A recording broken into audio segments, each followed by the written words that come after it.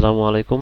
আজকে আমাদের যে টপিকসটা হচ্ছে HTML এলিমেন্টস অ্যাট্রিবিউটস। এলিমেন্টস কি আর অ্যাট্রিবিউটস কি?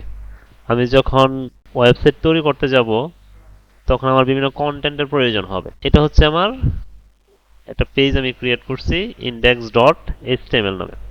এখন এই পেজ আমি কোনো কিছু অ্যাড করি নাই বা আমার অ্যাড করা হয় নাই।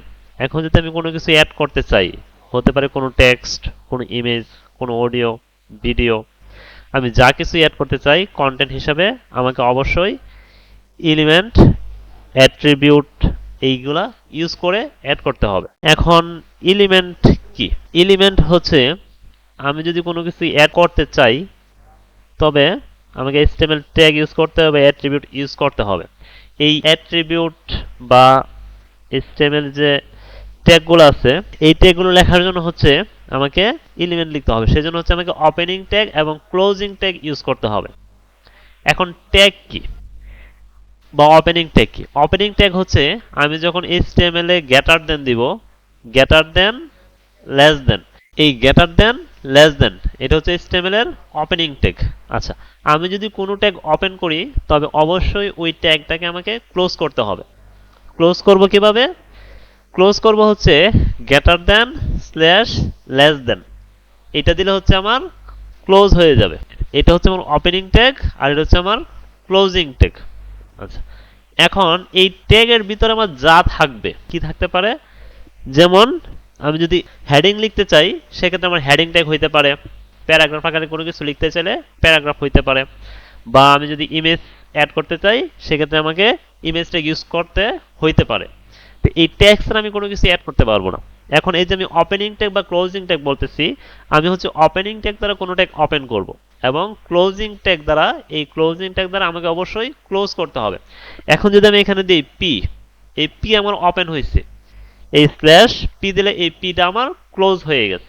এখন আমি এখানে কোনো কিছু লিখি নাই বা কোনো কিছু অ্যাড করি নাই, এই পিতে হচ্ছে আমার প্যারাগ্রাফ ট্যাগ বা অ্যাট্রিবিউট। প্যারাগ্রাফ অ্যাট্রিবিউট, এখানে যদি আমি প্যারাগ্রাফ আকারে কোনো কিছু অ্যাড করতে চাই, কিরকম, এই যে এটা আমার আমি একটা লেখা অ্যাড করলাম। এখন এটা যদি আমি কন্ট্রোল এস দেই, আমি যদি ব্রাউজারে যাই, গিয়ে যদি রিলোড দেই, এই যে এটা আমার প্যারাগ্রাফ আকারে অ্যাড হয়েছে।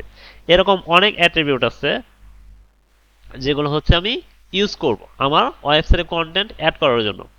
তার মধ্যে আমি হেডিং যেগুলো আছে এই হেডিংগুলো ইউজ করার জন্য হচ্ছে আমরা হেডিং ইউজ করতে পারি।